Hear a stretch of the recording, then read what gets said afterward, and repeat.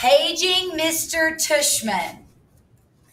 I would have been more nervous about meeting Mr. Tushman if I'd known I was also going to be meeting some kids from the new school.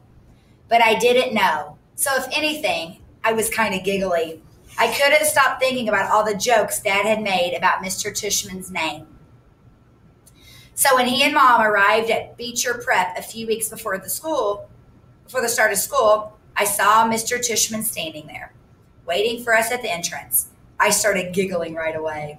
He didn't look at all like what I pictured, though. I guess I thought he would have a huge butt, but he didn't. In fact, he was a pretty normal guy, tall and thin, old, but not really old. He seemed nice. He shook my mom's hand first. Hi, I'm Mr. Tushman. It's so nice to see you again. Oh, hi, Mr. Tushman. It's so nice to see you again, said Mom. This is my son, August. Mr. Tushman looked right at me and smiled and nodded. He put his hand out for me to shake. Hi, August, he said, totally normal. It's a pleasure to meet you. Hi, I mumbled, dropping my hand into his hand while I looked down at his feet. He was wearing red Adidas. So, he said, kneeling down in front of me so I couldn't look at his sneakers but had to look at his face, your mom and dad have told me a lot about you. Like what have they told you? I asked. Sorry? Honey, you have to speak up, said Mom. Like what? I asked, trying not to mumble. I have to admit, I have a bad habit of mumbling. Well, that you like to read, said Mr. Tushman, and that you're a great artist. You have big blue eyes with white lashes, and you're into science, right? Uh-huh, I said, nodding. We have a couple of great science electives at Beecher, he said. Maybe you'll take one of them. Uh-huh, I said, though I had no idea what an elective was. So you are ready to take a tour? You mean we're doing that now, I said. Did you think we were going to the movies? He answered, smiling as he stood up. You didn't tell me we were taking a tour, I said to Mom in my accusing voice. Augie, she started to say. It'll be fine, August, said Mr. Tushman, holding his hand out to me. I promise. I think he wanted me to take his hand, but I took Mom's hand instead. He smiled and started walking toward the entrance. Mommy gave my hand a little squeeze, though I don't know if it was an I love you squeeze or an I'm sorry squeeze. Probably a little of both. The only school I'd ever been inside before was Via's, when I went with Mom and Dad to watch Via sing in spring concerts and stuff like that. This school was very different. It was smaller. It smelled like a hospital. Next chapter, Nice Mrs. Garcia. We followed Mr. Tushman down a few hallways. There weren't a lot of people around, and a few people who were there didn't seem to notice me at all, though that might have been because they didn't see me. I sort of hid behind Mom as I walked.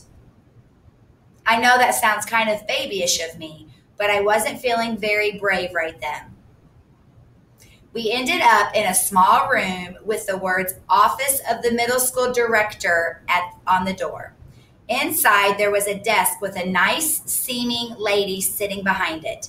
This is Mrs. Garcia, said Mr. Tushman, and the lady smiled at Mom and took off her glasses and got up out of her chair.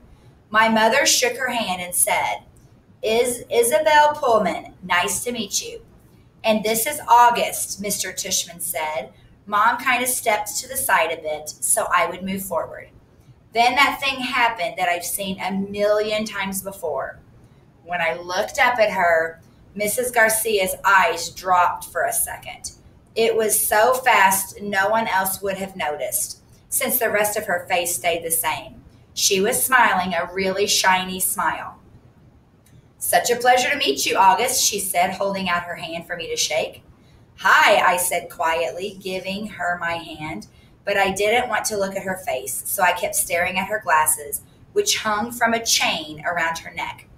Wow, what a firm grip, said Mrs. Garcia. Her hand was really warm. The kid's got a killer handshake, Mr. Tushman agreed, and everyone laughed above my head.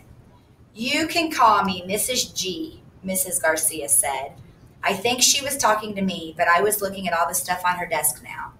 That's what everyone calls me. Mrs. G. I forgot my combination. Mrs. G. I need a late pass. Mrs. G. I want to change my elective.